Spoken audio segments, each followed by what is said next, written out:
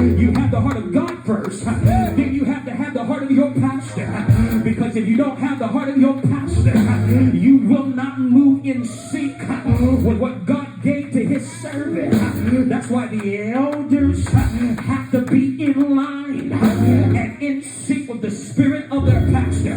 That's why God said through Jethro to Moses, get you 70 good men. They are to serve in one sense as a pastor, because Moses was really a bishop, but they are really to serve as an elder if Moses is considered a pastor, because they are to help make sure things are maintained. And sometimes you get wolves in sheep clothing, which is why you saw a divide among the people, because some of those men went into their own lust and they started to desire things that did not align with what God told Moses. That's why you gotta be careful who you put on your team, because who you put on your team can't be based on your decision. It's gotta be based on what God decided. I need that to go to somebody who ain't a pastor or a preacher. You just need to check your circle of friends and ask yourself, did God bring these people in my life, or am I connected to people that don't mean me no good? Well, the Bible said, the Bible said that these different offices have their capacities, but an apostle is different from a bishop. A bishop is still residential. A bishop has a district. A bishop has a region, but an apostle is different. An apostle is almost like an evangelist, but instead of just preaching and lighting fires as a revivalist, an apostle goes in, builds up a work, puts in pastors, puts in leaders, leaves that work and moves to the next territory and builds up. An apostle is more missional. An apostle is a moving establishmentarian. They don't just stay in one area. They build in multiple areas, and they still have oversight. Well, this is what Paul and Barnabas were doing. But the Bible said they were called in by other apostles into this council to assess Paul and Barnabas' legitimacy. And the reason why they wanted to assess their legitimacy is because they started to hear Paul preach the gospel, but he preached it a different way. Paul talked about the grace. That was a unique situation. That was a different subject matter. Paul preached the grace of God.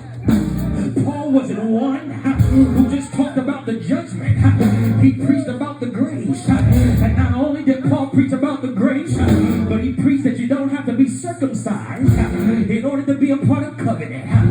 The reason why, because according to Old Testament law, you have to be circumcised with your flesh in order to be recognized as one who's a part of God's people. And it had to happen on the 8th day after your birth. It was standard operating procedure. 8 days after your birth, as a male child, you had to be circumcised of the foreskin. But Paul, who was a Jew himself and knew better, said, no. You ain't gotta be circumcised in order to be a child of God, because it's not the circumcision of your flesh that God's looking at. He's looking at the circumcision of your heart. Do you have excess flesh in your heart? Do you have excess bitterness in your heart? Do you have excess of you in your heart? If that's the case, you need to be cut away.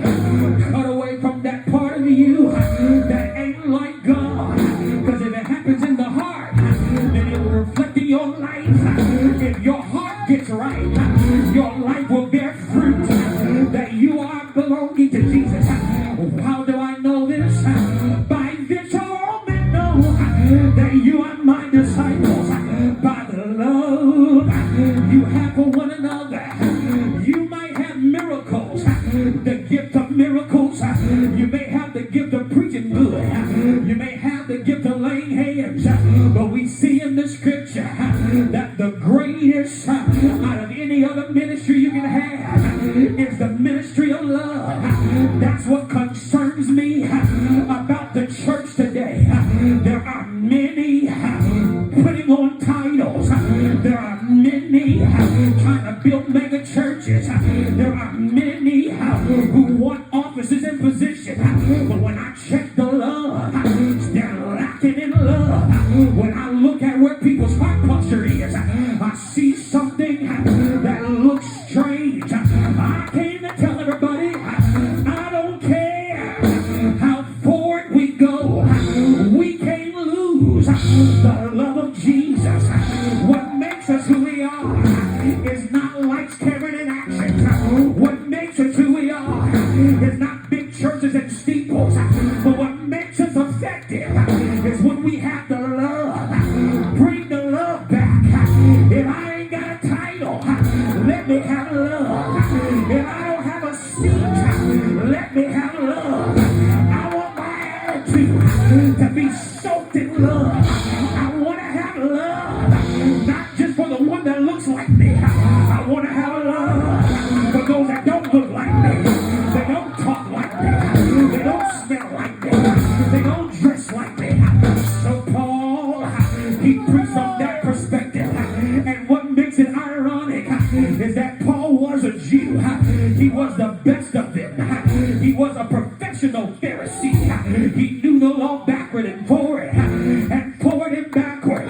But Paul recognized that when I experienced Jesus, when I was exposed to his power, I was exposed to what my reality was. I found out how filthy I was. I found out how blind I was. I found out there ain't nothing good about me. I found out that my righteousness is as filthy rags. So when I met Jesus, he gave me a good dose of reality by giving me revelation.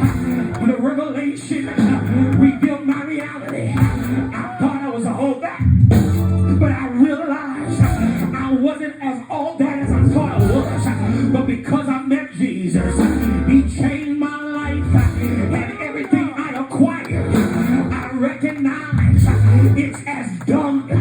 It's like waste and feces, but I would rather count it as dung for the excellency of knowing Jesus. I'd rather count it as waste so that I may know him in the fellowship of his suffering and the power of his resurrection. I'd rather know Jesus intimately than the relationship I had with the law.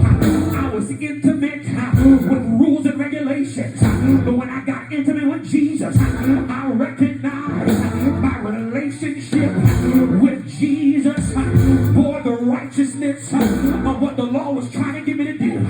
What the law was trying to get me to do, it couldn't come by do's and don'ts, but it came by just following Jesus. Because if I just follow him, he'll show me how to live. If I follow Jesus, he'll teach me how to love. If I follow Jesus, he'll teach me how to be a disciple. If I follow Jesus, my hands will go right, my legs will go right, my vision will go right. You try to accomplish it through law. All I needed was love.